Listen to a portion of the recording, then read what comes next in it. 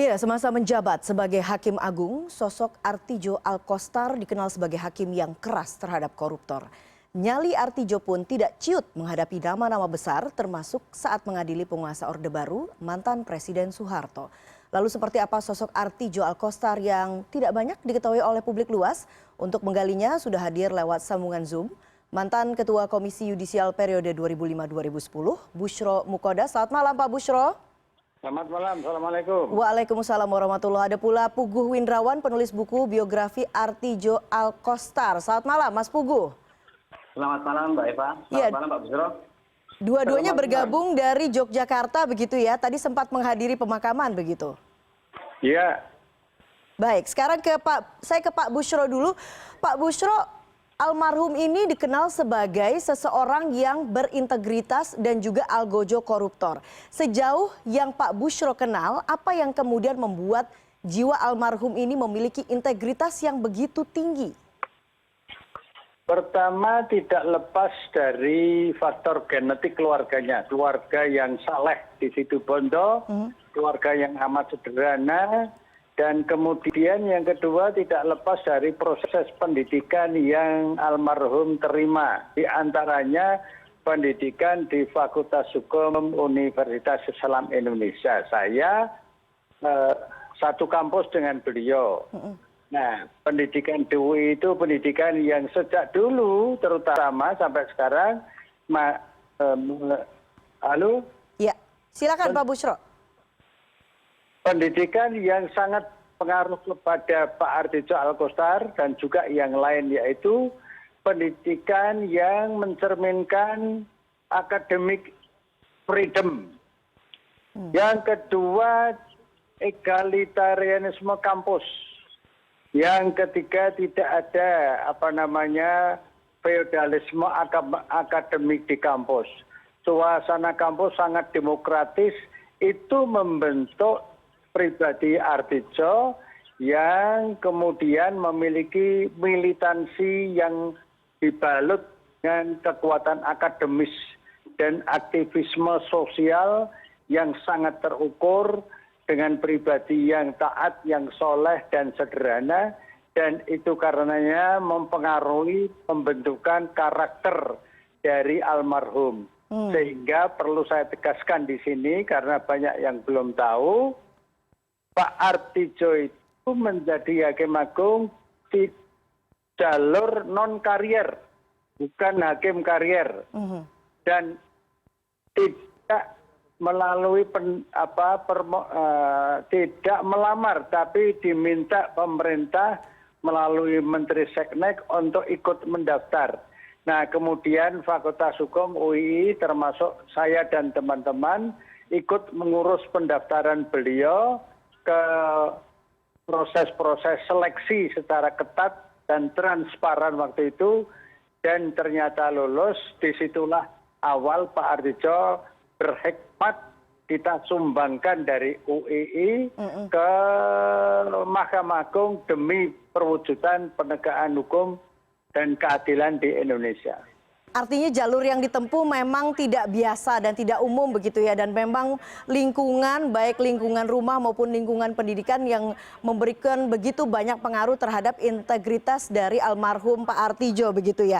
Saya ke Mas Puguh. Mas Puguh, pada saat Anda menulis biografi Pak Artijo, kesan apa yang kemudian Anda tangkap mengenai integritas dari almarhum? Ya, Pak Artijo dikenal orang yang sebagai orang konsisten, Mbak Eva. Jadi selama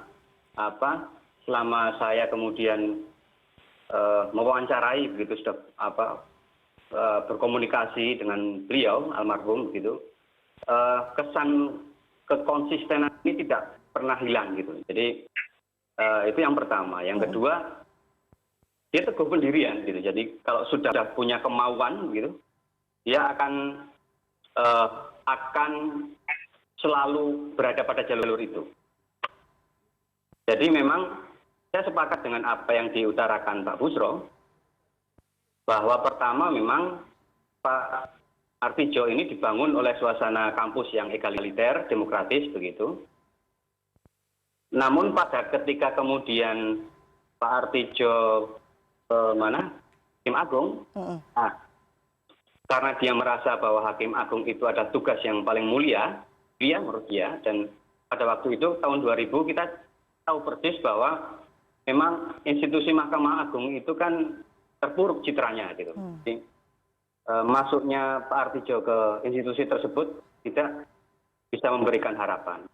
Dimulai dekade itulah Pak Artijo agak menutup diri dengan beberapa orang karena memang tugasnya ada di situ. Gitu. Jadi dia Hakim Agung memang harus sendiri dalam artian mencoba untuk tidak lagi berkomunikasi seperti dahulu gitu dalam konteks pergaulan.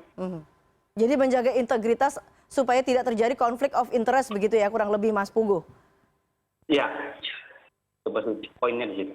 Oke, kalau tadi Pak Busyro sempat mengatakan ada hal yang mungkin tidak diketahui oleh halayak umum mengenai bagaimana kemudian almarhum terpilih menjadi salah satu hakim agung. Adakah di saat Anda menulis biografi hal-hal yang mungkin publik belum terlalu banyak tahu soal sosok almarhum Artijo ini? Ini menarik karena pribadi Pak Artijo itu sebenarnya orang yang enak untuk diajak ngomong gitu. Kalau saya sempat wawancara dengan yang mungkin yang belum gitu, belum tahu terutama ada beberapa momen-momen tertentu yang sebenarnya lucu gitu. Waktu Pak Busyro muda misalkan sama-sama dosen muda waktu itu di Fakultas Hukum UI itu gimana kemudian Pak Busyro coba untuk waktu itu dengan Pak Suparman Marzuki waktu itu yang pernah berada di Komisi Yudisial juga waktu itu pernah mencoba ketemu Pak Busyro ngomong dan segala macam soal apakah Pak Artijo sudah punya pacar atau belum dan segala macam. Itu momen-momen yang sangat lucu sebenarnya yang sangat manusiawi dari seorang Jo gitu. Jadi mungkin Pak Busyro kalau ingat ini juga akan tertawa-tawa gitu. Jadi dibalik agak sebagai seorang manusia. Baik, jadi dibalik ke integritas dan juga mungkin julukan sebagai algojo koruptor ini ada sisi-sisi humoris begitu ya, kurang lebih seperti itu Pak Busyro. Oh iya, humoris proporsional, rasional dan selektif. Tidak kampungan gitu ya.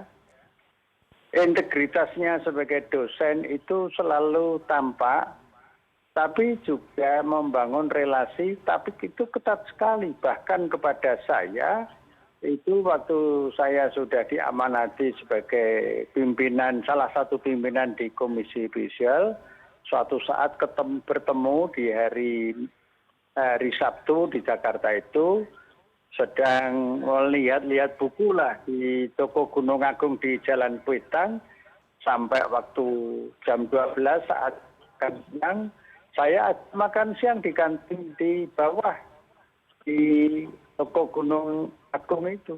Tapi beliau menolak, Pak, yang ngajak ini saya kapasitas sebagai dosen yang satu kampus, yang saya adik kelasnya. Tapi Pak Artijo menolak karena saya sebagai ketua Komisi Yudisial, Pak Artijo sebagai hakim agung. Nah, disitulah saya melihat sosok sahabat saya itu proporsional, relationship-nya bagus, tetapi pada saat yang secara proporsional dia harus menjaga integritasnya, diutamakan integritas. Nah, pelajaran moral yang sangat tinggi ini bisa kita petik dalam dunia perpolitikan sekarang ini sangat kental nepotismenya, perkoncoannya, nepotisme berbasis keluarga. Pak Artijo telah menunjukkan itu sampai akhir hayatnya. Gitu. Ini pelajaran moral yang memiliki dimensi kenegaraan yang tinggi. Iya, selain kemudian menjaga begitu kuat integritasnya juga, apakah kemudian ini akhirnya berujung pada gaya hidup sederhana almarhum Artijo? Oh betul itu kesimpulan yang betul sekali itu. Ya tepat sekali, luar biasa pribadi Pak Artijo itu. sederhananya itu bermakna ganda gitu ya, bermakna multidimensional.